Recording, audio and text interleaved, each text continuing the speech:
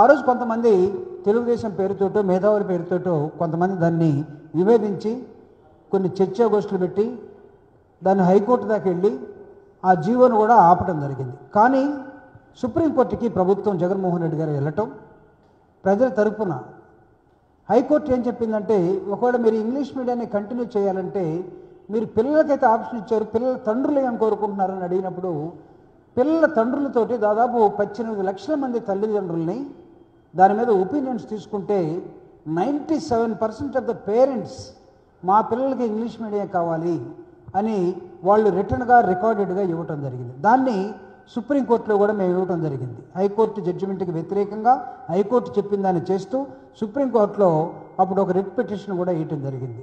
నిన్న అన్ఫార్చునేట్గా నిన్నగాక మొన్న విజయవాడలో కొంతమంది మేధావుల పేరుతోటి, కొంతమంది రాజకీయ నాయకుల పేరుతోటి, కొంతమంది జడ్జిల పేరుతోటి, కొంతమంది మాజీ చీఫ్ జస్టిస్ల పేరుతోటి వీళ్ళందరూ కలిసి ఏం అడుగుతున్నారంటే, ఇంగ్లీష్ మీడియం ఎలిమెంటరీ స్కూల్లో ఉండటానికి వీల్లేదు, గ్రామాల్లో ఉండటానికి వీల్లేదు. అయ్యా మంచిదే, పాపం పేదోళ్ళు తెలుగు మీడియాన్ని ఒకవేళ చదవకపోతే మర్చిపోతే దేశానికి ఎంత నష్టం వస్తుందో ఆ నష్టం అయితే మీరు చెప్పలేదు. కానీ 97% of the parents from the rural background వాళ్ళ పిల్లలు కూడా ఇంగ్లీష్ మీడియంలో చదవాలని కోరుకుంటున్న దానికి మీరేం చెప్తారు? నేను అడుగుతున్న ఎన్వి రమణ గారిని, retired honourable chief justice of India, ఆయన నిన్న మాట్లాడాడు 85 జీవోను వెంటనే కొట్టేయాలని. నేను అడుగుతూ ఉన్నా, మీ పిల్లలు ఎక్కడ చదువుకున్నారు?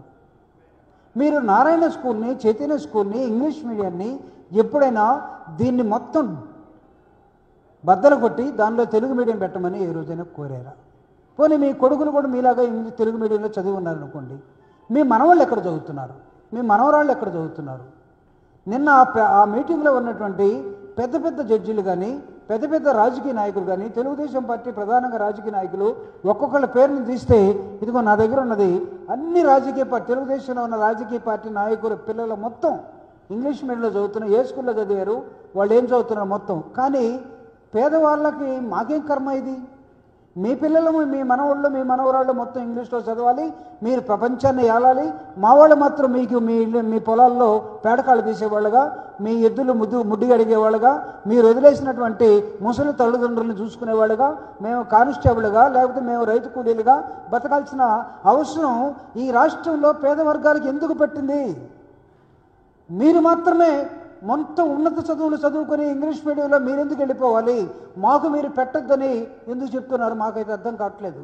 నేను ఒక సామాన్యుడిగా అడుగుతున్నాను, దళితులకు ఎలాగ తప్పలేదు, మాకు తెలుగు మీడియం ఇంజనీరింగ్కి ఉస్మానియాకి వస్తే తప్ప ఇంగ్లీష్ చదువుకోలేకపోయాం. ఇంటర్మీడియట్ దాకా తెలుగు మీడియమే. సడన్గా ఉస్మానియాలో సీట్ వచ్చి ఇంగ్లీష్ని మొత్తం ఇంజనీరింగ్ని ఇంగ్లీష్లో చదువుతూ ఉంటే అర్థం కాక బ్రౌన్ డిక్షనరీ ఒక పక్క పెట్టుకొని, లెక్చరర్ చెప్పిన నోట్స్ ఒకటి పెట్టుకొని, కుర్మీ బుక్ ఒకటి పెట్టుకొని, ఈ మూడింటిని ట్రాన్స్లేట్ చేసుకుంటూ బ్రౌన్ నుంచి ఇంగ్లీష్ టు తెలుగు రాసుకొని సొంత నోట్స్ తయారు చేసుకుని మళ్ళీ ఎగ్జామ్స్ పోవాల్సిన పరిస్థితుల్లోకి మేము వెళ్ళిపోయాం. మీకు మా మీద దయ లేదు.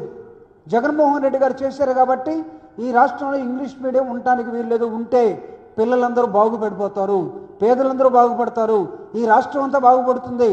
రాష్ట్రం బాగుపడటం, ఇంగ్లీష్ బాగుపడటం మీకు ఎవరికి ఇష్టం లేదు.